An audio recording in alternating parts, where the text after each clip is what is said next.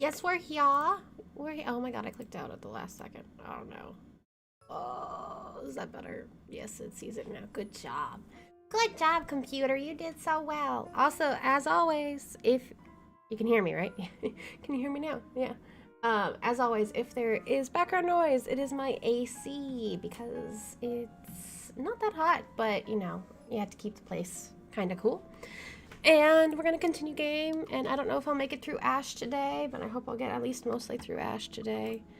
Where am I? Oh my god, why does that just start me back here every time?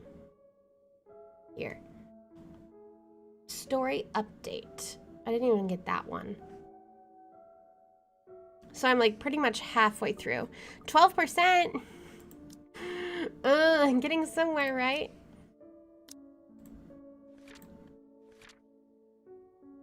Yeah, whatever. Go away, Rebecca. No one cares about you. It's a little harsh for me to say, but it's true. Rebecca's just so mean, not gonna lie. Before we get into it, let me take a sip. Ready my voice to talk for a while. Make sure the baby looks good. All right. Another reason to be optimistic. Within 10 minutes, I'm driving out of Luxporn and heading straight for Ansem Village. In the distance, flashes of lightning light up the horizon, white and sharp against the black curtain of night. So, of course, it's Halloween, and it's going to be a stormy, rainy night, and we're going to the haunted house mansion. That's perfect. Love it. Thunder threatens with a rumble, seconds later echoing long across the sky, and with one last roar, the skies open in earnest. Can we not Reddit? I don't give a shit about your updates right now. Oh god, this looks unfortunate. The rain fall in fast, steady sheets, creating shallow puddles on the dirt path, drenching everything the eyes can reach. Despite having grown up in the city, I still despise the rain. Living here doesn't mean I have to like it. Lucky me, I've reached the mansion before the downpour has turned torrential. The long slog from Ansem Village by foot has already been made difficult by the light drizzle and the biting winds buffeting against my body every few seconds.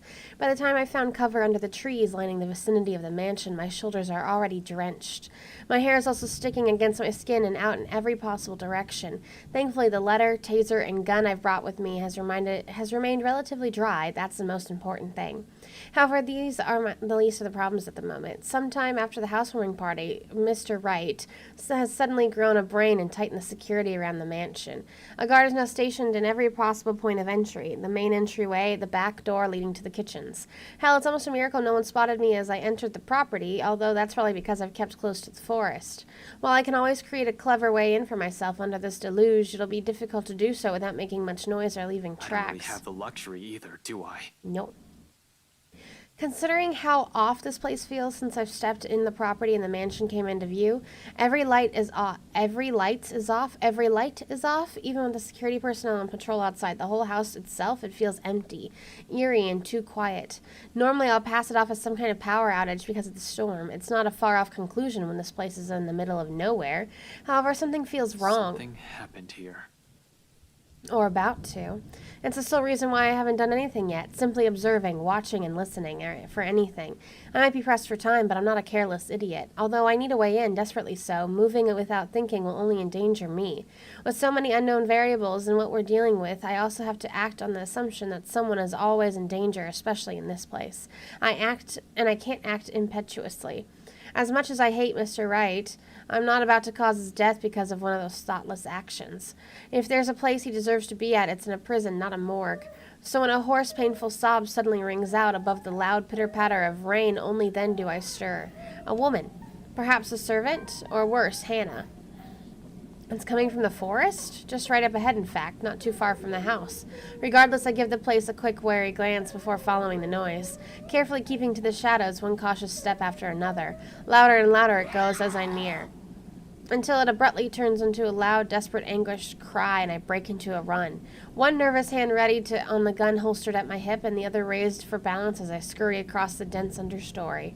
Dead leaves crunch under my shoes, but I pay it no mind. There's only the voice, a woman, and nothing. Abruptly, it all stops, and I'm met with a sudden hush, blank, empty, almost deafening in its stillness. Even with my labored breathing and pounding heartbeat against my ears behind me, another branch breaks, and... Help me. Sounded like Hannah almost. Dread surges within me while I spin around and take a hard step back, ignoring the chilly pinpricks crawling at the back of my neck. Before I can even meet her eyes, the world unexpectedly pitches sideways, tilting till the ground beneath me finally crumbles. My hands fight for purchase, only to meet air. By then it's too late, and my foot slips further than the rest of my body follows. Dark spots blur the edges of my vision. Black tendrils twist and coil around my limbs. Soft footfalls echo from the far distance, scurrying, scampering, moving in an odd rhythm with the sharp, piercing notes of her laughter. But more than that are voices, lacing venom inside every crevice in my head. Murmurs that jeer, scoff, and deride. Over, it's because you didn't listen. And over, it's all your fault. And over again. Why won't you believe me? A reminder of what I failed to do and of who I failed. What I'm trying so desperately to fix. A scream threatens to burst, but my throat closes off. Ever so slowly, a chill seeps into every nerve in my body, washing away every sensation in me apart from one. There is only fear. Once again, her laughter echoes, a sound both bitter and unforgiving. It is the last thing I hear before she reaches for me. Then the ground trembles, and the world slows to a stop. How the hell did I get down here? Half darkness greets me when my eyes finally snap open, the soft patter of dripping water somewhere spurring my conscience further. For a few short moments I remain still, blinking away the dizziness, allowing my vision to adjust to the lack of light and breathing to even out first, before pushing myself up with one arm and attempting to stand. Turning alone is a struggle on its own. An inch of movement sends a stab of sharp pain right up my arms and my back, giving me another pause. Shit. We didn't break anything. Fuck. Are we gonna see Marianne down here? Because I know she got stuck here. What, it's officially November 1st? The storm. I thought it said the worm. I was like, okay, worm. There doesn't seem to be any injury or major fracture, although the whole of my back does feel sore and raw, probably from when I skidded down prior to landing myself here, a comforting thought. The second attempt comes easier later, though no less painful, and by the time I'm back on my feet, the exertion has left me grasping in short, shallow breaths and leaning heavily on the wall nearest me. Behind me, a light draft blows from where I've fallen in. Oh, he fell in here? Where the hell was there a hole for this? That seems weird that there was just a hole into this basement. There's a tunnel, yes. Regardless, it fails to mask the old musty scent of the place. Mixture of mold, mildew, dust, grease, and something distinctly foul, like death. More worrisome than the putrid, festering smell, however, all the cells that line both sides of the tunnel. Under the dim light, I can barely make out what's inside some of them, but I already have a few ideas, all of which I refuse to delve into at the moment. Knowing how long this mansion has stood, somehow, no matter how unexpected finding the existence of this place is, it isn't too surprising. I wonder if Scumbag knows about this. Actually, well, he might know now, but I don't think he knew when they bought. Probably not, unless he's the kind of person who takes joy in inflicting this kind of suffering others, but I don't think so.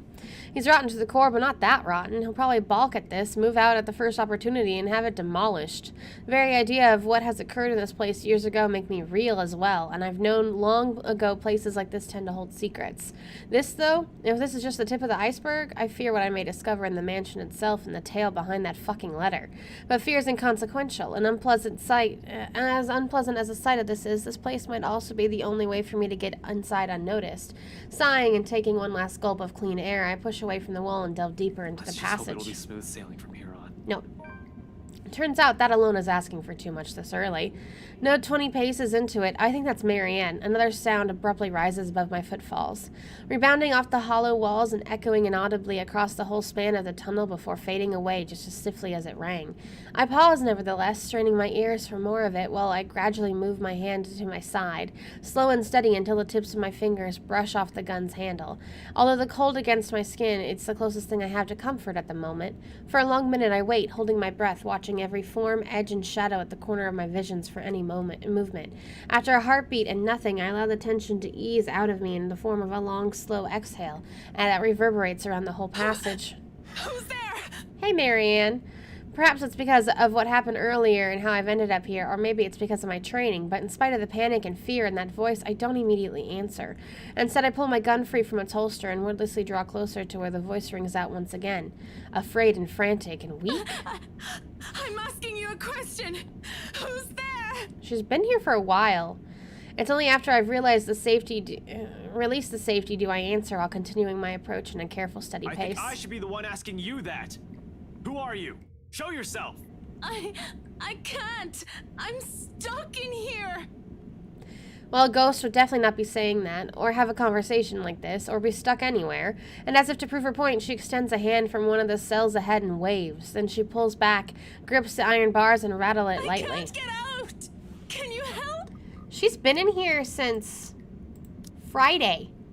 1 day, 2 day, it's been 3 days. She should be on the verge of dying by now. Depending on her water, you know. Oh my God, Marianne. In 5... That's not Marianne, right? She's a talking skull now.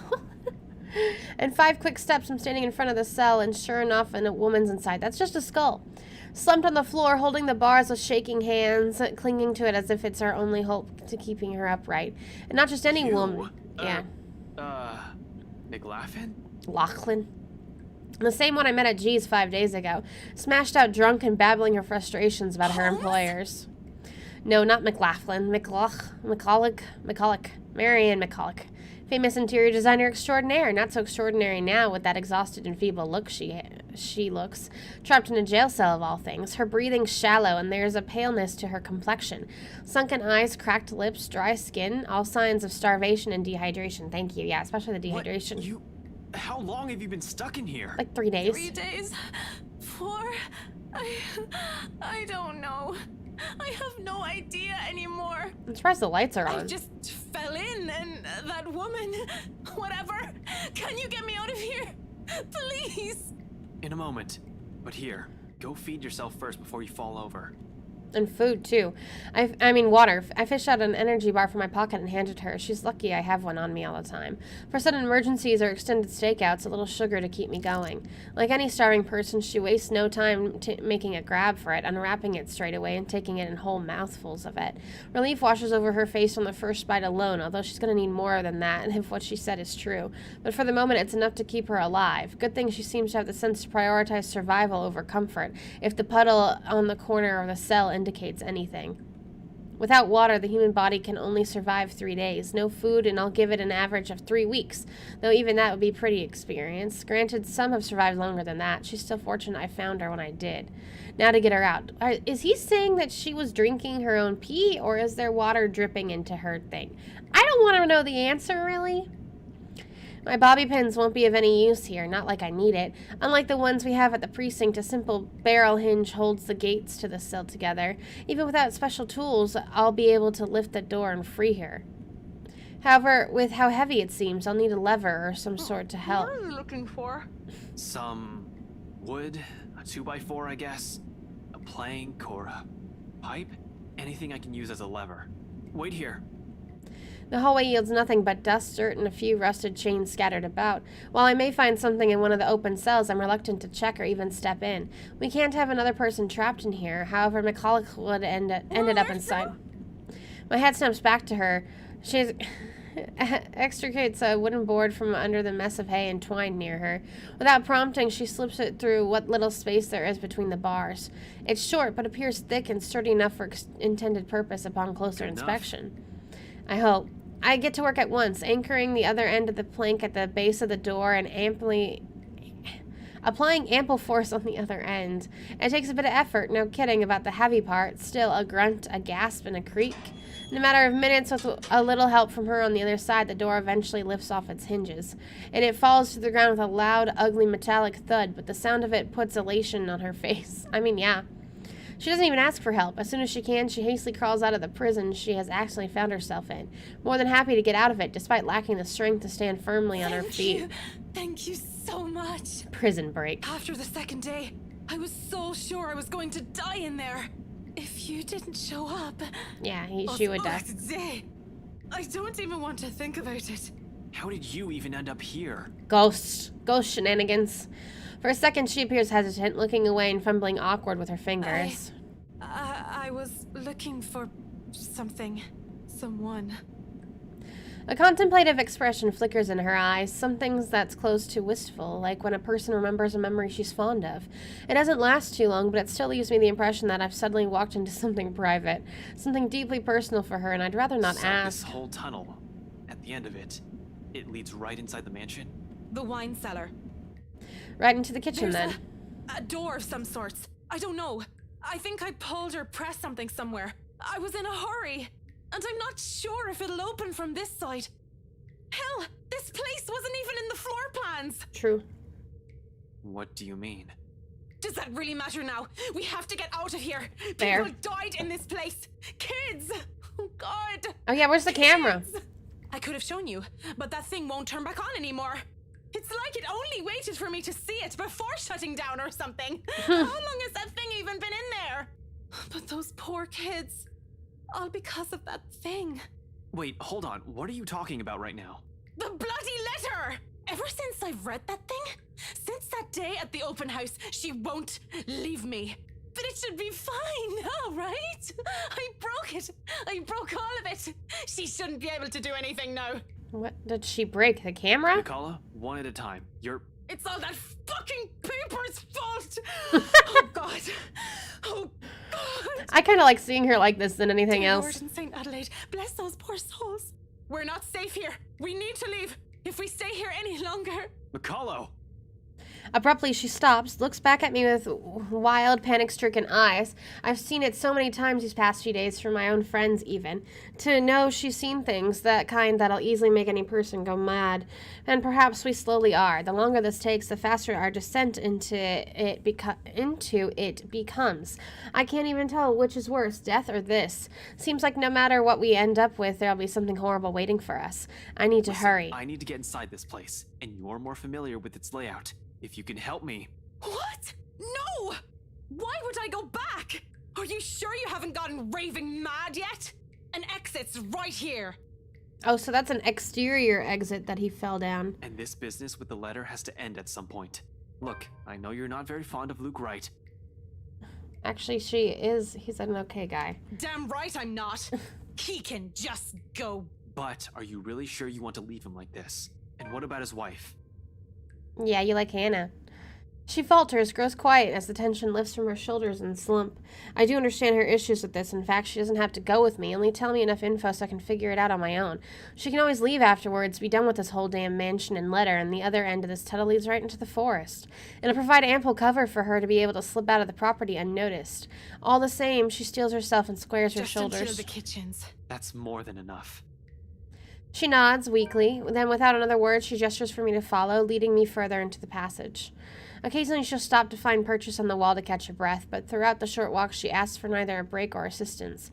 I suppose it's something we have in common. Eventually we get to a dead end. Although before I can question her, she begins palming for something on the wall, tracing her fingers along weathered edges of the brick with a frown on her face. It should be somewhere here, I think. Secret tunnel. Basically secret tunnel. What the hell are you doing? Oh my god, she told you it was a secret door. She merely holds up a hand begging for my silence and continues searching. Then, without warning, a few minutes later, something clicks. A portion of the wall shifts ajar to reveal a glimpse of another room. Bottles lining the walls and liquor barrels for aging. The wine The cellar, ladder to the indeed. kitchen is on the far end of this room. Surreal. This is all nothing but a surreal nightmare, but after everything, should this even be a surprise to me? Ghosts, curses, hidden passages? I can't even bring myself to question the existence of this door anymore. I simply follow her to the undercroft without a single question, in spite of a number of them already swimming inside my head. As a kid, I used to crave for this kind of adventure, the stuff of mystery and detective novels, daring chases, instant cases to solve, suspects put behind bars and justice to serve. I was blinded, I admit. Now I simply want this to be over. We leave the door open in case there's a need for a quick exit, especially after she mentioned it's only by chance she'd been able to open it the last time. We can't waste time finding the switch again on the occasion something goes horribly wrong. But the door must have automatically shut unless someone knew how to close it, like maybe Johann's? There's bound to be. With me feeling this high-strung and tense, I'm not even sure why I thought it'd be a good idea to enlist McCulloch's help. Although she has been quite helpful so far, I can't shake off the horrible feeling something's going to happen to her if she stays with me. Even if I'm her safest bet if she wants to get out of this place alive. Believe that, don't you? Okay, Rebecca, ghost demon Did voice. you say something? She pauses mid-step, turning to me confused. I didn't. You sure? I just heard. Don't you think I'll be the first person who'll know? Look, the ladder leading to the kitchen's up ahead. You might want to hurry. I just want to be done with this place. See? You dragged another one. God, Rebecca, shut up. This time I'm sure there's really a voice, well, voices. Despite the look of protest that McCulloch shoots me, I find myself stopping and looking for it in search of an immediate surrounding of the familiar form of the woman. I don't even have to venture too far from where I'm standing. Just an arm's length away from me, a mirror shards litter the floor. And right on the biggest fragments, they speak. Oh, look at that. Even the ghost is in that mirror. Is this the mirror? Oh, yeah, it did break when she found it. All singing the same mocking tune against my ears, letting it echo through the small undercroft. Murmurs and laughter, jeering and scoffing, deriding, lacing venom into every crevice in my head, taunting me. Another person into this, Ashton. Into another one of your silly little problems. This isn't a little problem. All because you can't fix them on your own. You really haven't changed, have you? Some hero you are. Useless. Pathetic. You're wrong. Not really. My mistake lies in the first instance I've answered. The very second denial has slipped from my mouth, their words have also seeped into my heart, allowing it to prod at and rouse my temper. Despite knowing they are merely doing this to goad me, each word, each syllable trickle into me, spurring the guilt I hope I've long buried. Or is that simply what you've been telling yourself all this time? Something to make yourself feel better, perhaps? You're the one who took that letter off Isabella's hand that day. There it is. You're the one who opened it. Uh-huh. How does it feel, I wonder? To know you're responsible for all of this? Although Isabella still would have been screwed, but yeah. What do you think I'm doing?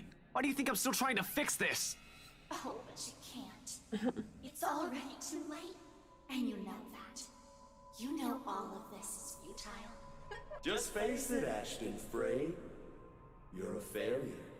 And they are the ones who have to pay for it. This ghost, man. A badge and a gun, and you still can't protect your own friends.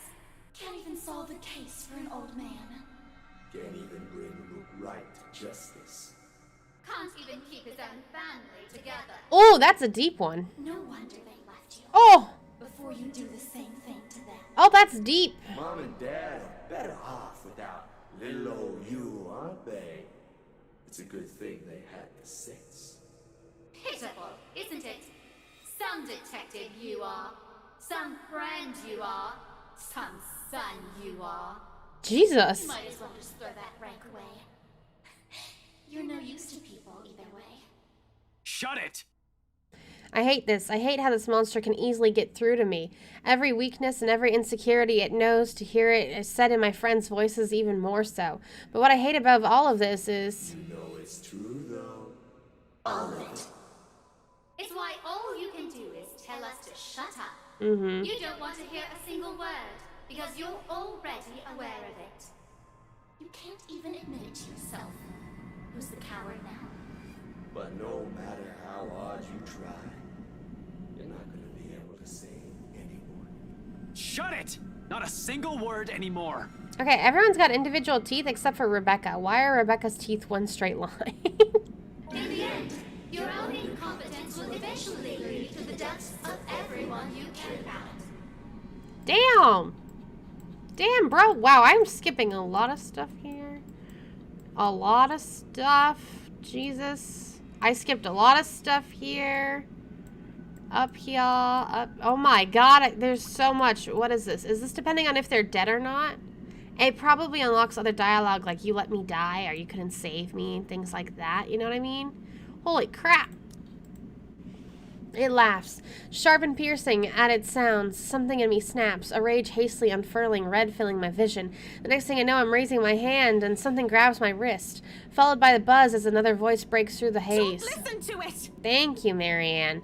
The fog from my mind lifts. Every sound, every noise returns to me, flooding my every senses. All at once, there is a deafening silence. Slowly, I become aware of my surroundings. Bottles of wine, barrels of liquor, the faint old scent of death and decay somewhere, and a hand holding on to my wrist as to keep me from hurting myself. In my hands, there's a shard. Blood drips from where the cut where it has cut my palm, trailing down my wrist until it disappears behind my sleeve.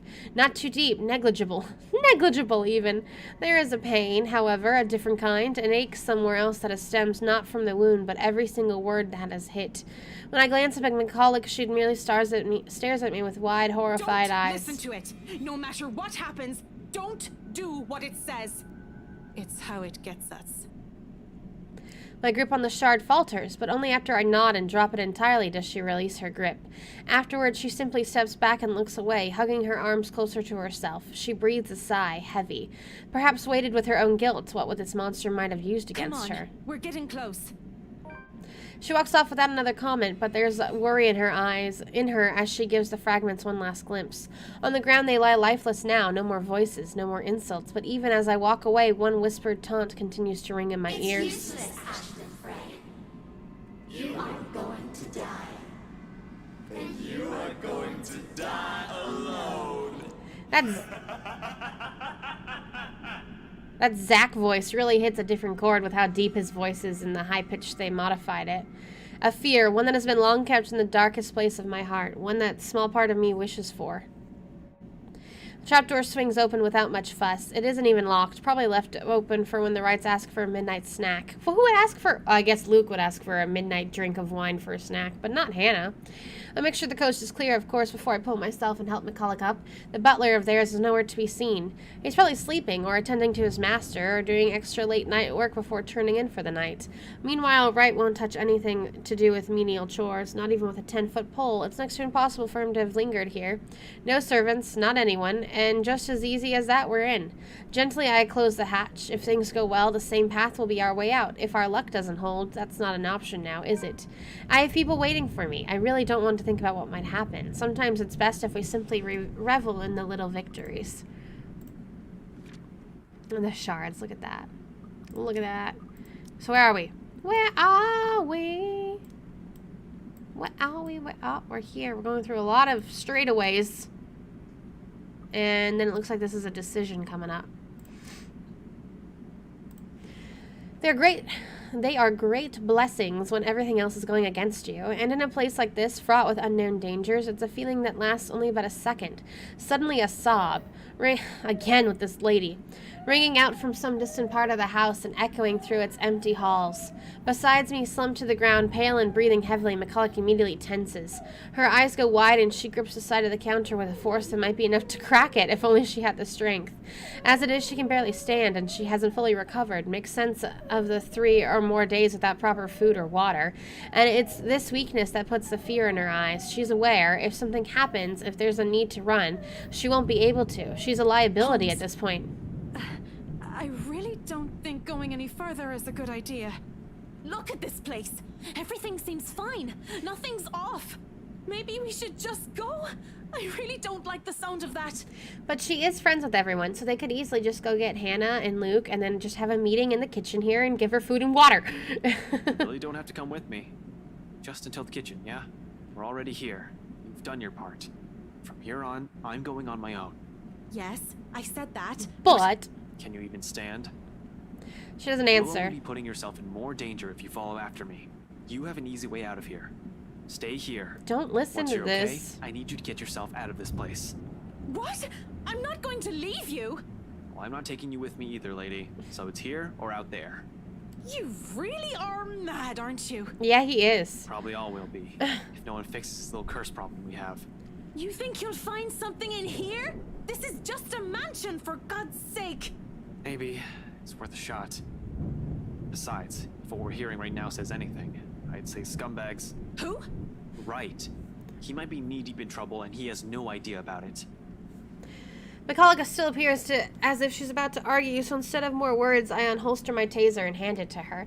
Standard issue for every member of the Luxburn police force. What's that going to do against the freaking ghost? But it shouldn't take a genius to know how to aim and fire. Even Isabella may just be able to use it without training. Yes, yet Miss Interior Design Extraordinaire stares at it as if I just handed her something particularly Listen, nasty. You want to wait? Fine. I'm leaving this with you. But if I don't come back here within 15 minutes, I want you to backtrack and get the hell out of here. Are you daft, Holmes? Mm-hmm. I already told you. In case something goes wrong, I need someone who can tell people what's going on. We could tell my friends what might have happened here. They're at the crawl. You know the place, right? I trail off, letting the meaning of my words hang in the air. I want to be optimistic about this, really. However, I'm going against something almost everyone can't quite understand. I'm just being realistic with my chances. McCulloch seems to understand this as well after what I've said. Any sign of protest has already died from her tongue, and she simply looks at the taser quietly. After a moment, she just nods. Beyond the walls of the room, the cries continue to grow louder, and I take it as a sign to leave. Without another word, I slip out of the door. Like a siren call, her voice beckons. Finding out who that is seems to be a good place to start as any. I keep to the shadows for the most part. Not that there's any need to. The entire place just feels empty. Odd when a house this big should have a larger staff. And you'd think there'd be one or two running around for some late night chores or something, seeking out whoever's creating this ruckus. There's none, however. They have security posted inside as well. Oh yeah. Unless their security means the butler, though I doubt Scumbag's that sloppy. He loves his life more than anything, probably more than his own wife, and the things he's done, he's bound to make more than an enemy or two. He's also the kind who will do anything to keep himself safe and I alive. wonder what he'll say when he finds out that there's something not human living with him in his own house. Probably stupid shit. Potential dangers aside, being on my own grants me a greater degree of mobility, which I'm more comfortable with. Sure, I could have enlisted McCulloch's help. Next to the people who owns this, she probably is the only person most familiar with the mansion. But the cons of bringing her outweigh the pros. She's better off somewhere with a quick exit in sight. With no tag-along, I only have to worry about myself and watch my back. Selfish, I know. Necessary.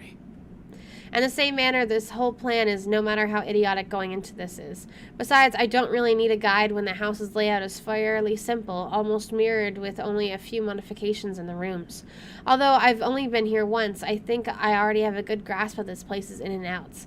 As long as you can tell which is east and west, it shouldn't be hard to find my way around. After the dining room, the main foyer should be the next thing that greets me, where the woman's cries are leading me. And honestly, after what happened outside, I'm not even sure if I should be trusting what I'm hearing. But with the whole house somehow seemingly devoid of any of its inhabitants, I'm inclined to look into this. More than surviving this curse, a huge part of this is my training Just hope speaking. this isn't a crime scene I'm walking into.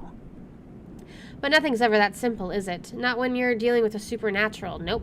Because as soon as my feet crosses into the next room, something shifts. Yeah, this is a bad idea.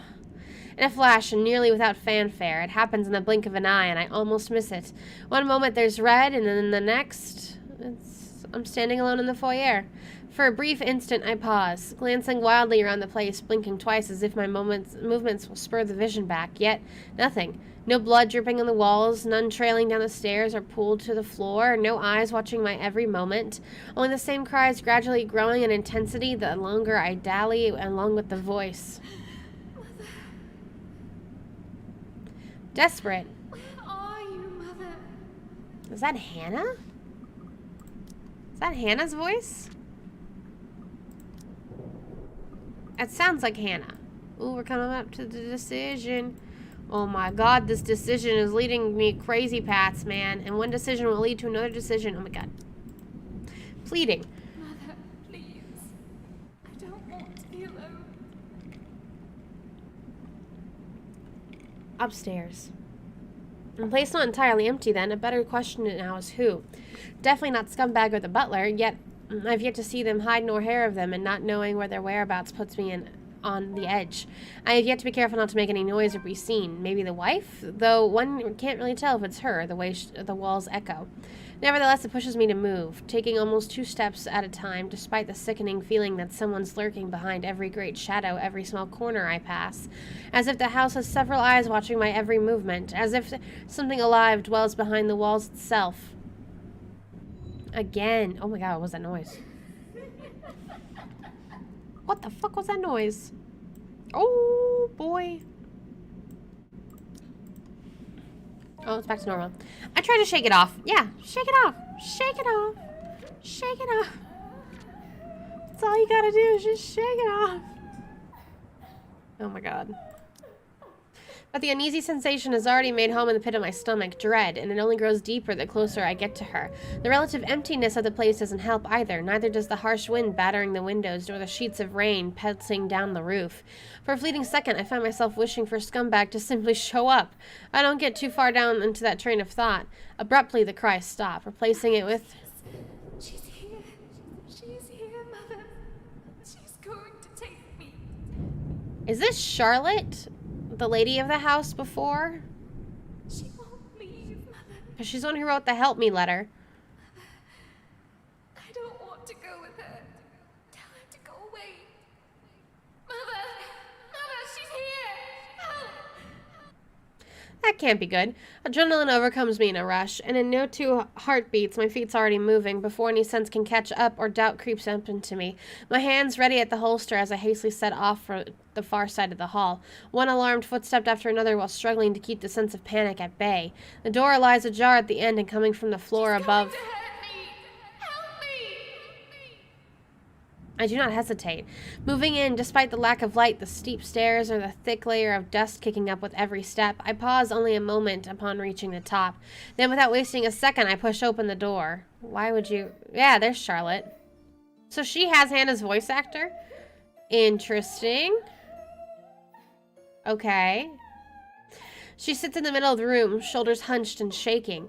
Her hands cover her face as she weeps, oblivious to my presence. It's as if she's heard neither my footsteps nor the soft creaking of the door, continuing undisturbed like I'm standing in a time far removed from her. She doesn't even flinch when I call out to her. Are you alright? Mother, I've done it, Mother. Take me with you, please. I can still hear her. She's here. Help me! Help me, please! Too bad she's such a bitch, because she looks cute. Belatedly, I notice the blood on her hands. If it's the same one drenching the whole attic, I'd rather not know. The whole room has ended up like this, at the least of my problems at the moment. Every single human body doesn't have this much blood. So bodies? The thought sends an unpleasant twinge in my stomach. Does Wright even know about this? He's bad news, all right, but this is beneath him. He'll definitely balk at the first sight of it. Anyone will. Yet the woman lingers here, unmoved by the sight, letting her sobs fill the room, repeating the words over and over again like a prayer of salvation. To whom? The mess of parchment she's left on the floor? Just what the hell is happening? Hey, lady, are you? The rest of the question never makes it out.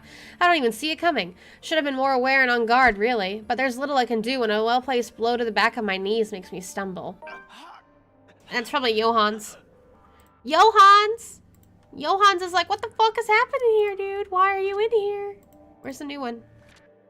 That's a really good picture. Oh, it decided for me. Oh, God. It barely even registers in my head that the woman's gone and the room's as normal as it can be. Not above the pain suddenly shooting up my side when I hit the floor. I don't even get the chance to get my bearings back when a hard enough blow to the stomach causes me to buckle down and land heavily on my knees. Gasping, I fumble wildly for my gun, although before I'm able to turn, level it, and shoot, a hand grabs my wrist and twists it hard. A gasp, a grunt, a cry of pain. The gun falls to the floor with a thunk, and as soon as it lands, a foot kicks it out of my hand and reaches of my reach, and it slides uselessly under the bed. Agony suddenly explodes in my chin, jerking loose a sharp cry of pain. Stars fill the edges of my vision. A brief moment of regret hits me for leaving the taser with Miss McCullough, and then a piece of cloth closes around my neck. Without warning, my attacker pulls tight. I'm left gasping, choking, and clawing for air, blindly reaching behind me as I try to fight him off and loosen the pressure on my neck, except any sort of movement only causes him to pull it taut. So many rats scurrying about in this mansion lately. What do you mean, so many? Did he catch Marianne? Did he torture Marianne? Why would he do that to Marianne? Wright's butler. Shit. Tell me, what did you do with the madam? Is Hannah gone? I have no idea what he's talking about. Did something happen to Hannah? Go! You asshole! Now, Dummkopf, you're in no position to be rude. Last time I checked, I'm not the one breaking into other people's homes. Fair. Now answer my question. What did you do with the madam? The pain rings and resonates throughout my already sore body. Still, I manage to write it out and spit mutinous. Keep that dirty mouth babbling and you're getting a knife in the kidney. Jesus! I assure Not you my it kidney. will be more painful than this.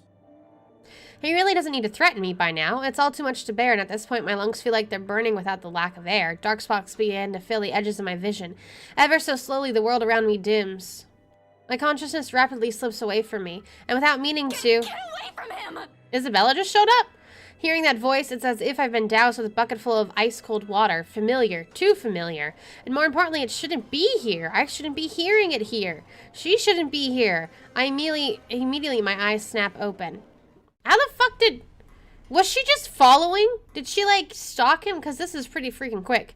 And right there, right on the attic's doorway, stands Isabella, of all people. A rolling pin in one hand and a standard-issued police taser on the other, my taser. She must have borrowed it from McCulloch. Where else could she have gotten one? I doubt she'd ever used one. Even hell, the way she holds it right now, the guy can easily disarm her in one hit. Yeah, I bet.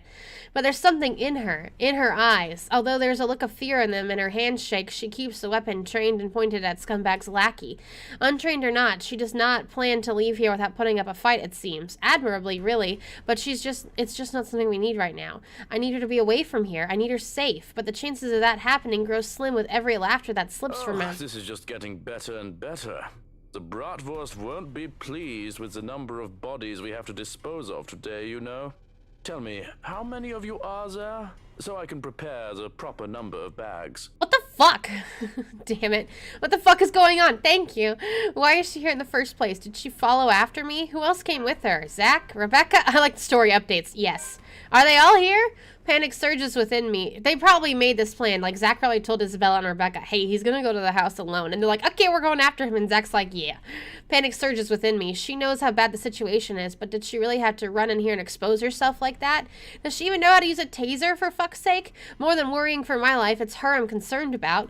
Getting strangled, dying by choking isn't part of the plan, but her following me here isn't either. That's why I prefer to do things alone. And this is why I'd rather be the only one to take the consequences. I don't even want to think about what this bastard might do to her after he's done with me. Though my voice comes off nearly a croak, I try to tell her as much. She has to leave and stay far away from here and these people. Don't! Damn it, Isabella! Get out of here! Ugh. Another bout of pain erupts in my side, cutting off my words. A cry of agony bursts from my mouth. I can taste blood in my tongue as I heave, attempting to get as much air in despite the towel still coiled around my neck. You're going to lose air quickly that way, Dummkopf. Better keep it shut. Get out! Out! Out! Val! Don't be stupid! I'm not leaving you here! He laughs, too cruel and too unforgiving. And the way each note beats against my ears, in spite of the warmth in them, sends chills down my spine. It's always the German, isn't it, who's the crazy one? This is a man whose hands have already been stained with blood before. He won't hesitate. I'd follow his advice if I were you, little girl. What could you possibly do with a toy? Just hand it over and be on your way. It'll probably be too difficult for a little girl like you to use. There's a moment of silence. Fuck, I can barely keep my eyes open. But in the next second, though I still don't exactly understand what's happening, Isabella shouts. Not a cry of pain. Oh no! Oh no! Is the ghost here? Shoot, that's a face. Not a yell of panic, but one that's resolute, firm. Oh, never mind. Perhaps in a tone that's leagues fiercer in any that I've heard from her before. Ashton, duck! I do, more out of instinct than the desire to survive, closing my eyes before my mind can fully process what's going on. It all happens in a blur. The telltale sound of the taser being discharged resounds through the room. The air crackles. Something whizzes by almost too close to my ear, followed by the thud of something blunt connecting solidly with another object. The next thing I know, the towel strangling me is starting to loosen. Did she really tase him and then beat him with the pin? Like, damn, girl. I collapse on the floor, dazed and gasping for air. From my peripheral, through the haze of blood rushing and sound filtering back, the butler buckles. He spasms once. Now that much fuss, falls face first beside me, knocked unconscious by 50,000 volts of electricity and a fucking rolling pin. He'll be out for a while. I have no idea whether I should laugh or cry at that. Somewhere in front of me, my oxygen-deprived brain vaguely registers Isabella's form. She slumps on the floor, also breathing heavily. Right next to her, in trembling hands, both the taser and the rolling pin lay useless and forgotten while the mood in the room eases. A long, gradual process of the tension lifting. For countless seconds, we remain quiet, with only our short gasps and sighs to fill the silence, allowing the adrenaline ebb away and both our breathing to slow. Not a true repose by any means, but simply a brief respite. There's still the curse. We're still inside the mansion, in immediate danger. We still have no idea how to fix this. Outside, the rain seems to only intensify. Lightning flashes fleetingly somewhere, and white and piercing the sky rumbles. No rest for the wicked. ... Let's see it. Look at that! Beat him up! Beat him up! Beat him up, Scotty! Beat him up, Isabella! Oh my god, this just so many assumptions have been made. So many. This wasn't even a decision, so this must have been someone else's decision or relationship that led to this. Holy crap, that's a lot. Okay, we're here. Is there going to be a decision, or is this going to be based on previous decisions? Decision. I stir first once recovered, having regained some resemblance of sense and strength. Breathing still hurts, but it's bearable, and as it is moving, although every small motion causes a wince. There will be bruising tomorrow. I can manage. Retrieving my gun from under the bed is easy, but only with some effort am I able to drag an unconscious man to the far end of the room, snapping one end of the handcuff on his wrist while fastening the other to the bed frame. That should keep him restrained for a few hours in case he wakes up prematurely. I wouldn't do that. I get that he's worried about him attacking him again, but if the ghost is haunting Johans too, Johans might just kill himself in here. Like I'm guessing Lady Charlotte did. She's the blonde curly hair. Although through this, Isabella stays quiet. In fact, she hasn't even moved since. Her hands still shake and taking in long draws for breath while she stares vacantly in front of her, almost as if she's in shock. Perhaps she isn't even expecting any results, spurred only by some kind of desperation. Now it's sinking in. Unfortunately, we need to get moving. We don't have time to wait for everything to register. Kneeling in front of her, I give her a light Belle, shake. We need to go. We can't stay here. Worry flickers in her eyes. And then without warning, she lifts a hand and slaps me right across the face. Beat this bitch for trying to go with us alone. Hit him harder, Isabella. Do it again. Reminds me of Naruto Shippuden, where Neji dies and Naruto's like, spoiler alert, so sorry, just drop that. Where Neji dies during the war and Naruto's like, and then Hinata's like, bitch, and just slaps him. Good thing they get married later. Despite the familiar rumble of thunder outside, it manages to ring louder above the storm. I don't even know what hit me until my head has already snapped back and my cheek stings with her anger.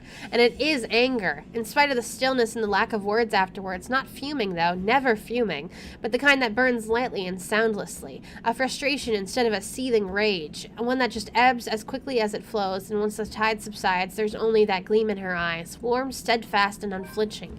Quietly, I brace myself for the truth underneath that gaze. It slips from her lips softly, nearly fading under the sound of the rain still falling fast, if not for the weight in each of her words. Oh, we about to get a confession here? Ooh, story update. We about to get a confession? Look at this. Look at this nonsense. What's about to happen? What is wrong with you? Again. Ask him again. Belle, If Zach didn't slip up, no one would have known where you went. Thank God for Zach. Belle, one person knowing is enough. Any more than that, and You almost died. Yeah, he did. He could have suffocated you right then and there, and you could have died. I told Zach to give me 4 hours. That would have been enough time to... It would have To been die. too late. Yeah. And by the time anyone ever finds out, you're already fertilizer. Yeah. She trails off, drags one indrawn breath after another. That's a weird sentence. A brief lull as her frustration finally gives, dissolves into something more pensive and somber. Her shoulders droop, and though her voice rises hoarse and weary, in the next words there's only certainty. You count too, you know? When I said that night, when I told you that I don't want to lose anyone anymore, that includes you. Alive. We're still here, Ash. You have us. Luckily, because I did things right. And once their meaning roar, it does so not with the force of a dam breaking or a raging storm, but with the gentle, steady warmth of a heath burning, an ember easing slowly, lightly, rising and giving until all that's left is a truth and understanding, not alone, never alone. It lingers, even as we both drift back into silence and her words take root, because in the gratitude that swells after is another warmth blooming, pleasant, welcoming, like finding home, like finding ourselves in the haze a squall has left, creating something fragile yet immutable in both of us. It's in her eyes, in the way she holds my gaze, unwavering, in the way she carries herself despite sitting amidst a place she fears, in the way she keeps herself from trembling and falling apart, because fear is inconsequential when the people she cares about are at risk. A change. She realizes that now and holds on to it. Another little thing, another small thing from her that may go unnoticed and pass by quietly, but will eventually amount to a lot of things. Tiny gestures that mean nothing at first, but begin to matter to me one day until, despite myself, a small smile slips from my lips and the same warmth from earlier unfurls in my chest. Unhurried, familiar, and bright from all the years I've carried it, but have never given the words for it. Stop smiling like that, Ashton. I'm not done scolding you. Yeah, yell at him more. He's a dummy. He's a dummy. There's a lot happening on this day. Hit him again! Beat the shit out of this dumbass! But this time they come easy. Oh my god, my mouse is so far away. Let me fix that. I heard all of it. Don't worry. Are you really okay? That guy hit you a little too hard on the head. He hit a lot. Here, let me... I reach up just as she extends a hand towards my face, catching her wrist in a light grip, drawing it closer and folding her hands in between mine. Although her expression does shift into mild confusion, she doesn't pull away like I'm expecting. She simply stares at me, searching. For her to allow a gesture from me that's perhaps too close, it tells a lot of things of how far things have already shifted in the past few years. Cradled in mine, her hand still trembles. Most of the tremors have already subsided. Have already subsided by now, though I doubt it'll fade away anytime soon, even as I trace the lines of her palm in what I hope is a comforting gesture. Sorry. No. You better fucking be sorry, you dumbass. For what? Is this about what happened tonight? You can apologize later when... No. Well, this too, but it's not just about He's this. sorry for how he's acted this entire damn time, okay? It's for a lot of things. For calling you clumsy and careless and a scatterbrain. Are you sure this isn't a concussion? You would think that, wouldn't you? Well, you don't usually apologize. Ever. Yeah, I know. I'm sorry about that too. For all the times I've teased you and made you cry. I don't think he's made her cry that much. Unexpectedly, her fingers tighten around mine, our hands falling between us as something tender shifts in the air. Another exhale, another drawn breath eases out of me, filled with every hesitation and uncertainties. But when I finally choose to break silence, it's only when I know that what will slip past my mouth is the one truth I'll hold against the world. But for all those callous words, I don't like how it's like he's whispering. despite all those, Here it comes. Are we ready? there's nothing that I don't love about you. Mm. In fact, those things, I love those. And everything. Everything that's you. For a long moment, she offers no response. Her grip on my hands merely tightens. Although my heart's pounding hard against my ears, I take a chance to look up, slightly leaning away and giving her a cautious glance, more than ready to hear her rejection. Instead, I find her on the brink of tears with almost unreadable expression on her face. When she notices my eyes on her, she hastily reaches up and wipes it with the back of her hands. It does not keep them from falling, and soon they trail down her cheeks, despite her best attempts. To say this is panic shooting right up at the base of my throat is a complete understatement. I told the girl I love her, and she's crying about it. Yeah, that would be a little terrifying. This isn't how I expected this to go. Hey, Belle, did I say something wrong? Why would you? Say it now. I don't even have anything. This is true. She's quite poor. What? I don't have anything. I'm not rich. Mm-hmm. I live off instant noodles almost every day. I can't do anything properly without someone helping me. That's a lie. Except maybe if it's drawing, but that's beside the point. I didn't even get to graduate, even if I was so close. I'm not even sure that scholarship will get me anywhere. And ever since I came here, in the 5 years you've known me, I've got us into all kinds of trouble. So why would you even say that? I'm not... Maybe it's the moment itself that spurs me to it. The desperation, the fear of almost dying, that I've already said more than what I'll usually allow myself, and I might as well finish before I lose my nerve. No matter the reason, I reach out for her, gently, so unlike the way she barged into our lives so many years ago. The way she came in would leave a terrible impression on anyone, really, and yet it's people like her that you don't easily forget. It's them that gradually worms their way into a person's life until the very thought of losing them becomes unbearable. Isabella trails off once my palms brushes against her tear-stained cheeks, but she neither pulls away nor pushes my hands off. Rather, she looks at me wide-eyed with another searching look. I only have one answer for It that. doesn't matter. Literally, it doesn't. All of that is still you, and that's enough for me. You think he's a gold digger? Like, why would he be a gold digger? No promises, only truths. Perhaps the only genuine thing I can offer her at the moment. We don't even know what will happen or if we'll even survive this. So instead of words, I lean in, our foreheads briefly touching, before brushing my lips tenderly against hers.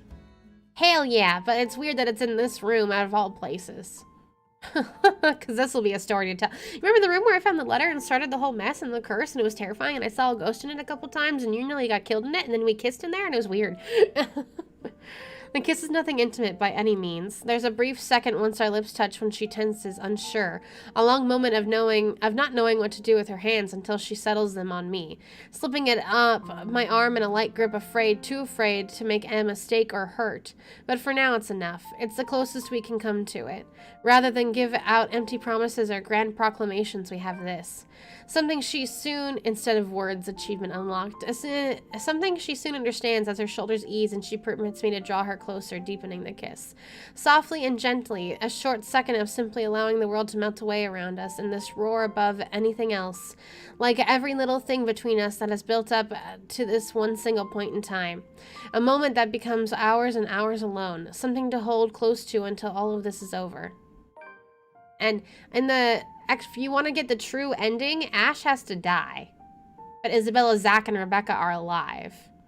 And Marianne is dead. So literally, you're supposed to play through this game like this in the true ending and then just let Ash die in the future. That's bullshit. I don't like the true ending at all. We part later to the sounds of the world rushing back around us. Thunder, rain, and lightning. All to remind us, very, very frightening. All to remind us of the reality we have to face. Enough to dampen the mood and force back the worry I've temporarily forgotten. Yet when I glance back at Isabella, all she has for me is a small smile, bright and hopeful. And it is strength enough. One that I try to draw from when I rest my forehead against hers one last time before leading us both out, her hand in mine. ... Power still hasn't come back, and when we make our way downstairs, tricky considering the stairs to the attic are a bit old.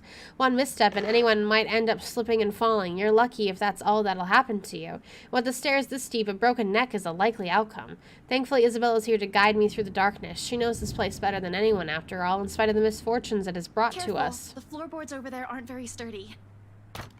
Right on cue, the same board I'm stepping on creaks and suddenly breaks, the pieces falling somewhere with a dull thunk. Oh, shit. Scumbag wouldn't be too happy about that. Do they not walk in here? Like, how have they not broken it on their own by just walking here with Johans or any of their other servants or anything? That's a cute drawing. I like that. Foot. See? I told you so. You never listen to me. They renovated the whole mansion. They can't even replace one tiny part of the house. Yep. Why don't you file a complaint to BRC then? I'm sure they'd be thrilled to hear it. You know it was such a rushed job. Outside, the winds have intensified. Even from here, I can hear the I really thought that noise was real. Here, in my house. It kind of freaked me out for a second. But no, it's not real. It's fine. It's the game. It's all a game. Even from here, I can hear the gusts battering the window in the attic. It makes you wonder why, up until now, the only person we've encountered from this house is the butler. Although to some degree, that makes sense. He is in charge of running the place. Where are the other servants, though? In the storm, wouldn't anyone want to stay inside? A likely assumption is that they're all asleep. The route I've taken doesn't really pass by the rooms they've likely assigned as the servants' quarters, however, they've also heightened security.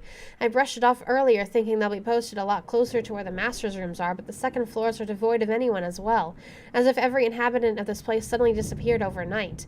More importantly, where is that scumbag? I don't like this. I don't like this at all. The fact that we're here, right in the fucking middle of it, makes it all the more queasy, and the feeling only escalates once we reach the landing and Isabella swings the door open. She pauses abruptly right at the doorway, and I almost run into her. A look of confusion's in her, and as she looks wildly around the place, wordlessly taking in her surroundings. With each turn and shift of her eyes, her shoulder only grows tenser, and the look of apprehension slowly dawns on Isabella, her. what are you... We aren't supposed to be here. Sure enough, when I look up, we're standing in the kitchen, pots, pans, and all. Oh yeah, they were heading downstairs. In the corner, Zach and Rebecca watches almost as surprised to see us. McCulloch's also with him, of course. She didn't listen to me, even if I've already exceeded the 15 minutes we agreed on. Although color seems to have already returned to her, enough for her to be able to stand unassisted. The empty plate on the counter appears to have played a part on that. Good news, I guess. Yeah, as for the other two, however, relieved as I am that they've had the sense to wait and not venture deeper into the mansion, I can't keep but roll my eyes at both Zach, of them. I said 4 hours. I know, but Isabella asked and... Come on, bro. You know I ain't a very good liar. And it didn't even occur to you to stop her? We all tried, all right? She was out the door before we could say anything. She sounds a lot like Ash in a way, doesn't she? And how did you guys even get in here? Yeah. All three of them exchange a look, one that I absolutely don't like. In the end, it's Isabella who speaks up, albeit with a bit of hesitation. We heard someone scream, Ash. It led us here. Without warning, the door behind us We slams need to shut. get out of here. Screw right. I need to get these people out of here. Lucky we're in the kitchen and we have two ways out, the back door and the cellar floor. Except the hatch won't budge when I pull it, and neither does the back door, as if something has locked it firmly on the other side. Zach also gives it a few tries, but even with the big guy's strength, it won't open. There's a long bout of silence in which we all simply look at each other, likely sharing the same thoughts. We're trapped. Something or someone has intentionally led us here. Fuck. In that same moment, once realization dawns in, something shifts again. Blood, in every nook and cranny, over every surface and every inch of the floor. This time, unlike the first one I've seen, it remains, and gradually the whole room begins to reek the familiar metallic scent, sharp and suffocating. Around us, every object, including the cupboards, have started to rattle as well. Oh God! We're pulling a paranormal activity over here. The sound from outside, foreboding rumble of thunder, and even the howling winds have begun to fade away, replaced by whispers, shouts, and cries of pain. Though inaudible, each beat and note bombards every crevice in my head, they forgot the in, with the vague images and sounds. There's no time to make sense of everything, however. I'm already shouting, fueled purely by adrenaline and by barking orders and making a break for the door that leads to the next room, the dining. It should take us straight to the foyer where the main door is. Run!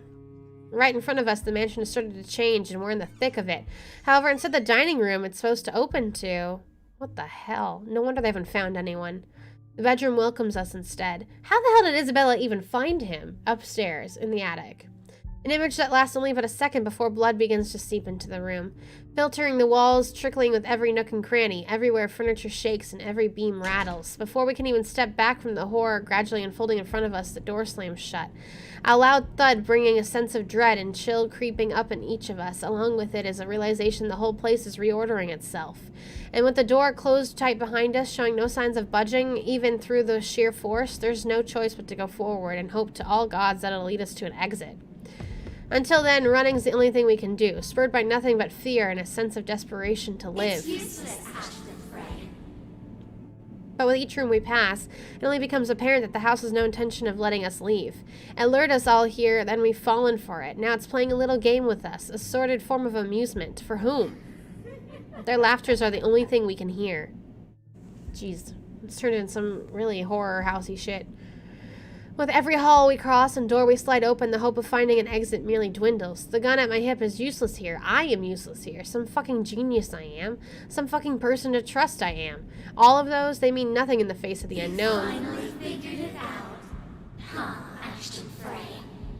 Just give it up. All of them will eventually die because of you. And you are going to die alone. Shut your fucking mouth. Don't give in to it. Did you not listen to Marianne? Oh my God. All of it.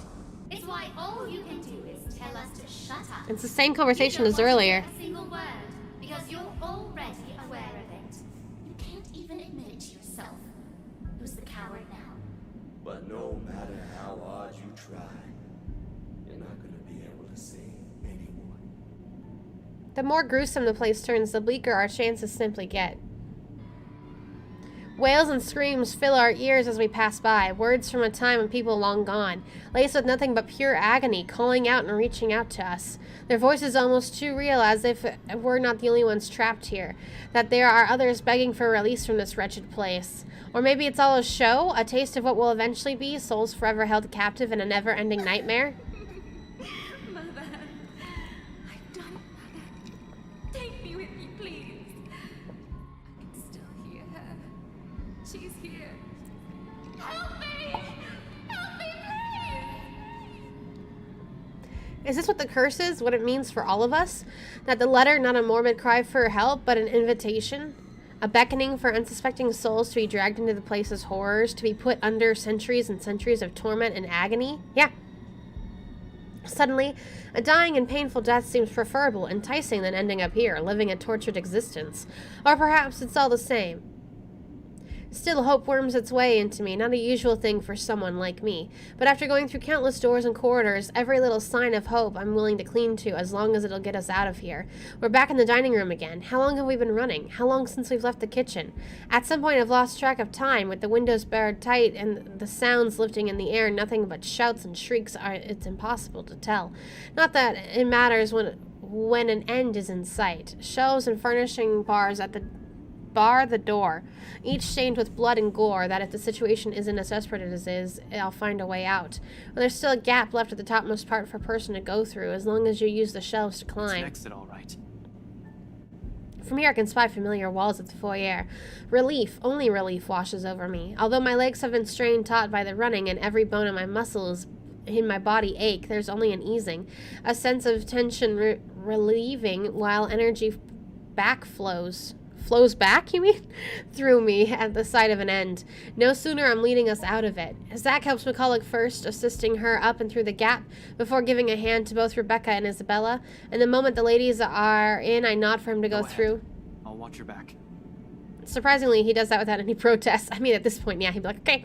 Not that there's any need to. Sometime after entering this room, the whole place has calmed down. No wails, no whispers, just a silence too deafening. But I'm not letting my guard down until everyone's on the other side of this nightmare safe. For all I know, this may just be the calm before another storm. Without further incident, however, Zach makes it through the other side, and I'm following after him. However odd this hush is, I turn my back from it and climb up. It's a tight fit, but I manage to squeeze myself in. The unease remains, though. Maybe it's the adrenaline coursing through me, or how easy everything has been after living through that nightmare, fleeting as it is. But for some reason, something's still nagging me. Call it a detective instinct or my training or whatnot. I have a feeling something's going to happen and catch us unprepared. Unconsciously, before dropping down the better side of the dream, my hand shifts to my gun at my hip. Instinct has never failed me before. Oh my god. My feet haven't even landed firmly on the floor when... I known there would be a party in my own home tonight. I would have opened a bloody bottle or two. So the ghost is trying not to mess around with Luke because it likes Luke. Which is weird. But okay. Where are we? Where are we? Oh my god. I've bypassed so many things. What is all this supposed to be? Oh my god, is this relationship stuff? Oh my god, what is happening? I might actually get to the end of this today. I thought that was my plan anyways. People these days, in my own home. Can you believe it? Hey, you know Pink? I feel so left out. Oh, Luke, you're cute. A chill seeps into every vein in my body. All of a sudden, every ache and every pain returns to me tenfold, and my knees threaten to buckle at the sound of his voice. And he knows Marianne, too. He can calm down. Though it appears friendly, I know it's anything but. You... Shut up, Ash. One does not spend investigating a man like him for over a year and holding a grudge against him for more without knowing everything about him. His quirks, his habits, I'm familiar with all of them, and right now, Luke fucking Wright is beyond pissed. Shifting my gaze upwards is nearly too painful knowing the danger. Not to me, but to those who have been lured here by the curse. But he knows Marianne, and he knows, Pink. Pink might just punch him, man. The handgun catches my eyes first, next to the smarmy smile on his face while he holds McCulloch, Zach, Rebecca, and Isabella at gunpoint. It's a sight enough to lodge a painful thorn up my throat. Words. I've been too complacent, too focused on other things, that I've been completely set aside from the fact that Scumbag will not be too pleased to see us here without knowing our reasons. Yeah, it's his house, intruding. But even with those good intentions, curses, and ghostly apparitions aside, we're still trespassing in his home. Question is if he's even aware that this whole of his household has somehow disappeared and he might be the only one here. Likely not. Fuck. Even with the people he knows among the crowd, there's a significant effort in him not to simply shoot everyone and really, in sight. Daisy, even you. What would Kylie say? Luke, this isn't what you're thinking. Thank you, Daisy. You have to listen to us. There's something going on here. Well, obviously. Why else would people be trespassing in my home? God damn it. What about little Lily over there, then? What's your excuse? Checking back if your clients are doing okay? Is that it? Is this what this is? Oh, we're doing good, by the way. What about Marianne? Sir, please. Oh, please, what? Becca's right, sir. We need to get out of this place. You need to leave. Tut, not a good enough excuse, darling. Tut. You people are the ones who need to get out of my sight. Don't worry, I might consider pressing lighter charges for the woman. Can't say the same for the rest of you. But really now, I swear the people of this city need to be taught the meaning of privacy. This is how you Fair. want to start the week. Why don't we just go with a bloody massacre if we want to surprise people in their homes, huh? Casually, he waves the handgun at them as if it's a mere toy, and his words are no threat. They are no threat. Let's be real. I don't think Luke would shoot anyone. The safety's off on his, nothing stopping him from pushing through with his words. Call me paranoid, but at the slight gesture, I draw my own and level it at him, finger on the trigger and ready to release the safety catch in case things go south. Why would you do this? Why would you escalate? Why would you escalate this situation? And in this situation, he would get, if he survives this, he would be the one getting charges pressed against because he broke and entered, basically. He's quick to train his own on me, though, and just like that, we're in a standstill. You can't even see Ash's face. It's funny. Now, Feathers. Feathers. Manners. Make a man. You're in no position to be pointing that gun at people. He's right. Why don't you put yours down first, and then we'll talk about manners. Oh, he talks back. The gall. He talks back. You know, your kind pisses me off so much. Oh my god, cops? Shooting him right now will be so worth it. It better be cops that he's talking about, not Asians. With the way he stares at me like I'm a damn pest, but this isn't what I've come here for. I'm not a murderer, as much as I loathe him. I'm not the kind who would kill people in cold blood for my own gain or amusement. Well, then why'd you pull out your damn gun? The law will bring him in what he deserves one of these days. At the moment, however, we're all in the same boat with this curse, and he needs to understand that. The longer we stand here, the more time we're wasting and losing, something we don't have much of. But how can I convince him? The scum is so full of himself, prefers to hear the sound of his own voice more than those of the people around him, no matter how much sense they make. Probably only way I can make him listen is if I beg. No way in hell that's happening. Oh my god. Why does Ash have to be such a... Did I definitely save that? I can't beg him. Maybe I should eliminate the immediate danger first and disarm him. No, you're gonna beg. You're not gonna shoot no one. No one. I just saved your life, Ash. You better be fucking grateful. He's such a dumbass. Where was this decision at? Here? Oh my god, these are relationship updates, aren't they? How they react to him being... Hey, stop. Dog's rubbing his back and scaring me with the noises. Relationship updates, and I'm surprised he lasts that long. Must be a lot of relationship updates, man. Oh. My life's not the only one at risk here, however. There's Zach, there's Rebecca, there's Isabella. McCall is here as well. See what I mean? Look at those relationship updates. So he would have gone through this before he even decided to shoot. Interesting. We're all unknowing victims to this fucking curse, and I'm in no position to pick who to save and who I should simply let die. I suppose my pride can take a few hits, yes, and I can set aside my beef with this asshole. Taking a deep breath slowly, I lower my pistol. Though still on edge and at ready, in case he does something, I do my best to assume a less aggressive Listen, stance. Right. I need you to... Swallow your pride achievement. You broke into my house, and somehow, you expect me to listen like a good little boy. He makes me laugh so much Are at you everything. touched in the head, Feathers?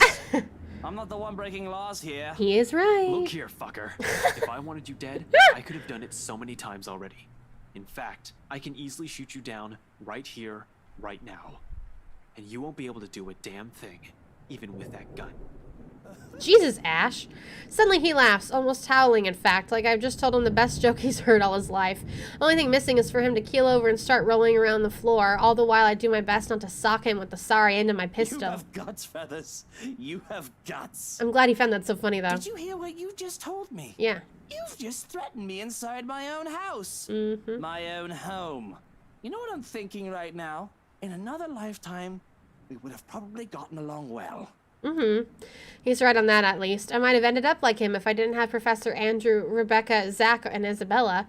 One mistake, and that would have been too late for me. With his laughter rings all of the possibilities I could have lived, but I have never been given the choice, all because I have other people with me, people who care. A sobering realization, but not so much when suddenly his chuckles stop. In 2 heartbeats, he marches towards me, grabs my collar, and aims his gun right at my head. Kill shot! Ashton! Luke, no! Good, yell at Luke. Hey, now you two, I'm sure we can all talk about this first. At this distance, a slight flick of the finger on the trigger will be able to do more than kill me. What is it that you people really want with me? Why don't you ask without pointing a gun at me? But okay. I don't blame him for being angry. He hasn't shot yet. Why are they acting like he's already shot? All this stuff. This is the second time this week, and I'm really getting weary of this little game. Did the NCA send you to apprehend me, or has somebody paid you off to kill me? What? Which one is it, Feathers? Mind you, my arm's getting tired. Better answer quick if you don't want to beat the business end of this gun. When was the first time? I keep my eyes trained on him in spite of the huge threat he poses right now, because if there's anything people like him, like us, prefer, it's honesty. He does. He really likes honesty. You don't give the impression without keeping a solid eye I'm not with contact. NCA. I'm just here to help. There's something else in this house, and we're all in danger. You have to believe me, right? You need to let us go. You need to get out of here before it's too late. If you want to keep your sorry ass alive, you'll listen to people with more brain cells than you. Why, you insolent! His finger moves, but I'm prepared, my hand ready to reach up and disarm him and knock him out. If I have to drag him out of this place unconscious to keep him from suffering the fates of every other person who's died here, so be it. However, before either of us can fire a shot or tackle the other to the ground, another voice. Is it Hannah? A small little thing compared to the storm raging outside. It rings above it, nevertheless, causing all of us to stop and turn. Oh, God. At the top of the staircase, Hannah Wright stands. To make matters worse, that thing's behind her, menacing, a rotting hand wrapped firmly around her neck. She looks like death. Pale and shaky, eyes red with tears, we nearly don't hear her as she pleads. Help me. Please. Like, if she falls down these stairs, those babies are gonna be gone. Outside, another streak of lightning. Of course, the lightning had to be so well placed. Flashes and a clap of thunder ripples across the sky, as if this whole thing in death's grip can't get any more foobar than it already is. Am I done? I'm just gonna leave it like that? Michael Jackson, King of Pop. Oh my God, so many things just happened. What just happened? We're gonna end it right there? You're just not gonna let me see what happens? If we can save Hannah or not? That's weird looking. That's really it. Oh, we have a new profile too. New profile. Yes, Michael Jackson was the king of pop. Poor guy. Luke, finally. 5'8", so he's a normal height, although my husband is still taller. Interesting. British. What the heck is Angelican? High school dropout. Of course he is. Privately tutored, likes bread pudding, dogs, wine, absinthe. He likes bread pudding just like his niece Kylie does. That's cute. Piano playing, daffodils, money, women in power. Accurate. A prostitute's son. Suddenly, a lot of things make sense. He spent his childhood roaming the streets, begging or pickpocketing in order to avoid home. GTA? Like the game? It's okay. Home meant a too-drunk mother and her equally drunk clients, some of who would take to beating a child out of anger if someone just looked at them wrong. Yeah, that meant he was always in trouble in one form or another. Nothing had been done to correct it until, in a sober moment, his mother found out about the abuse and promised to take better care of her son. Luke was happy for a while, but his mother's bad habits led to an early grave and left him orphaned until his biological father, a businessman with no legitimate heir, sought him out.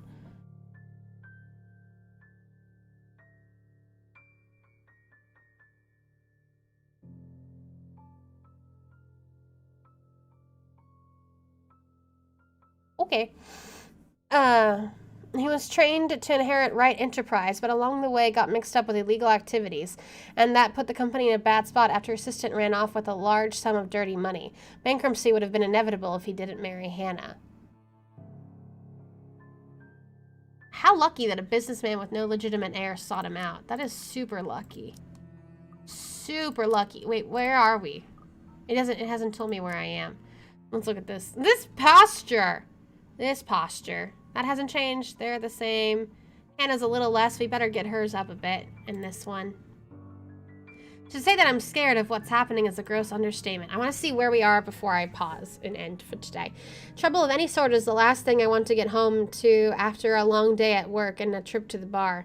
And when I see Hannah near prostrate, I can only fear dread. She twitches and seizes, body round and coiled tight before trashing and shuddering and shaking. Oh, is this must be after the party then. Like a woman possessed, her mouth falls open and her eyes roll to the back of her head. Or maybe he's dreaming. It has the hallmark signs of a seizure. The symptoms are similar enough. And that knowledge, the fact that I know this, only makes me feel worse. Oh, it is after the party.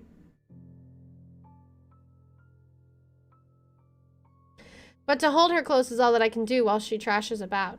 I know this is wrong, that I'm not supposed to hold her down, yet I do it out of instinct, a reflex even. I'm terrified of hurting her, but I see no other way to keep Hannah from hurting herself. It takes a lot to keep myself from running off to get help when she needs me here, and it takes everything I have to keep myself intact. When she says my name, I realize that the seizures have stopped, but that doesn't make the dread go away. Please. What happened here? Who did this to you? I don't know. I'm so sorry. The sight of her tear-streaked face is enough to twist the knife in. It doesn't help that I'm at a loss as she is right now, and all I can say is... It's all right. You're safe now, Hannah. You're safe now. I must have sat there in the kitchen cradling Hannah in my arms for an eternity until Shrokin and the maid ran in, assuming the worst. She'd been screaming enough to attract the attention of anyone on the mansion property, but that's all well and good in the end, I suppose, as they helped carry Hannah up to our bedroom. I doubt I could have managed on my own. I might have slipped up the stairs and cracked both of our heads if I had tried. Fair. Both Shrokin and the maid does a short work of making her comfortable while I sit on the sidelines. I have no idea how long I remained there just watching them and her. But at some point after they left us, the sun has set, leaving the room dark and silent. Nestled in all the pillows and blankets and put on her side, though, Hannah looks smaller than ever. She looks so weak and vulnerable that I can't help but worry. Not to mention the children. Think about the children. I wouldn't know how such an event could affect babies in the womb. Now seems like a good time to get drunk as any. But I just can't. I can't bring myself to leave her side just to intoxicate myself, not with what just happened. I might just drink myself to death if I so much as tried. Stay with me, darling. Of course. Anything for you, sunshine. There's no way I can leave her side without feeling guilty. Besides, what sort of husband and father would I be if I didn't take care of her when she's sick? Not that I'm too confident about what I can do on my own. I'm not trained for this sort of thing. Even if I've experienced similar scenarios before, I might still have it all wrong. I've already called our personal physician, along with the obstetrician who knew of her pregnancy, for a house call in the morning. We'll have to go from there. I don't like to think about it, but I can still remember the doctor's instructions on how to take care of my mother when she was ill. Provide a safe place for her to rest. Check. Let her lie on her side so she doesn't choke. Check. Loosen tight clothing. Let her breathe. Check. Keep calm and don't panic. Well, I'm having a bit of trouble with that one, aren't I? Do you want any water? Something to nibble on, perhaps? I can cute. call for something to be brought up. Soup would be good, right? I'm fine, Luke. Don't you worry. I'm just a little sick. I don't think I'll it's get a little better. sick. A pained look crosses her face, and more than anything, I wish I can take away the pain she feels now. When she beckons me to come closer, to hold her in my arms, who am I to say no? Oh, how cute. I mean, yeah, what else are you supposed to do after that? Lull to sleep achievement. Her body still quivers, tiny shakes that make my heart feel like it's gonna stop and give every time they happen too much. I take care of her to give her room to breathe, no matter how much of an uncomfortable position it puts me in. Her scent is enough to bring me at ease. Golden flowers, marigolds, buttercups, and daffodils. I'm not sure if she smells that way because I surround us with them when I can, or because she's wearing perfume that I gave her last Christmas. There we go. Now, are we comfy? She nods her head weakly, a smile barely making its way on her lips. I'd be ready to fulfill any request she has, anything to make this easier for her, anything to make her happy. But when she next speaks, I can feel the breath catch in my throat. Sing me a lullaby. This is gonna be so cringy. Lullaby? Of course. I can do that. Cringy coming up. I know I've done so many things in my lifetime that would justify a horrible end, but not Hannah. She doesn't deserve this. This is far too horribly familiar. I find myself in bed, clutching reverently to an ill-beloved, wishing it isn't real and hoping it doesn't get any worse. To find myself screaming at a god I've long abandoned and forgotten. Not her, not again. Take her and you will bloody rue. To have a lullaby shared so that we can forget the pain and the fear. My darling, don't Of course he picks this song. I'm gonna catch you a mockingbird. I can hear her breathy laugh. Yeah, I would laugh. Though she doesn't tell me to stop. If this amuses her, then that's fine. But her breathing soon evens itself out, and a good thing too. Before I know it, she's fallen asleep. If only it would be as easy for me. I certainly don't envy her, but I don't particularly like how my mind is running right now. Battered and frayed, clutching at straws and asking myself if I'll really let myself fall apart in this moment. It's alarming how just the thought of losing her could break me, pregnant or not. And if that mockingbird don't sing, I'm gonna get you a diamond ring. I've already lost my mother, the only other woman I ever truly loved in my life, and without knowing then as a young man, that wounded a great part of me. I'm aware now of how scared I am, for lack of a better term. Or scarred? I think it was scarred. And if anything ever happens to Hannah, well, I don't know what I'd do after the fact. Would the loss drive me insane? Would I become mad and swear bloody vengeance on the world that deserves less than her? Would I end up drowning in sorrow and guilt until I end up drinking one night and figuring a bullet is the good way to go? Or perish the thought, would I become like my father, one who had no further love for anything, not others or even objects or self? The vaingloriously Mongol that worked and worked for the sake of succeeding in the search of happiness that would never come. If that diamond ring turns brass, we're gonna go to fields of grass. I didn't know that's how the song went. For a long while, I was that man, wasn't I? Pursuing gold and glory and nothing else. Bloody hell, I even started courting Hannah for the money her family had. She was a mark to be attained, but she was just so bright. And I don't mean intelligent, though she certainly is that too. No, she was bright in the manner that she could bring such sunshine to anyone's dreary life. I thought I would need to put on a mask with her, just like with all the others. But if anything else, she made it feel so constricting, suffocating, that I pulled off the mask on my own. I had wanted to be myself around her, just as she was so willingly showing her real self to those around her. And it wasn't some sudden realization. There was no eureka moment. It just happened. In those fields where we roam, we'll take So he made up the song. For our home. Because I don't think it mentions daffodils in that song. We would meet up and talk about business, but then those could only last for so long after a few dozen dates. We ended up talking about other things, little things that didn't seem to matter so much, inconsequential things that one would end up forgetting in the grand scheme of things. Good food, good music, dogs, the film we saw, the books we've read while we were apart, and the places we'd want to go. Things that weren't important suddenly are. It confused me so much, but I was happy, and at some point I told myself that this was the woman I wanted to spend my life with. Then I would forget that a lot. It was out of some misguided need to be my own person, to not be defined by anyone else. I refused to put her on a pedestal or make her the center of my universe. Married or not, we were our own person at the end of the day. But I would forget too, at the very least, and remember that she was there with me. If those daffodils die and wilt, we'll still have the home that we built. Please don't make it this mansion, though. That's hell. She made me better, but I am, still to an extent, still the son of a bitch that has something to prove. I forget it again and again, no matter how hard I try. I'll spend extra hours at the office for something or another, to have favorable stocks, to take care of a debt or something. Sometimes I'll even bring work home if I haven't gone to drink and destroy my liver. I'll flaunt the riches, some of which aren't even rightfully mine in the first place, and lord myself over everyone else because I fucking deserve it. Because that is how I prove myself.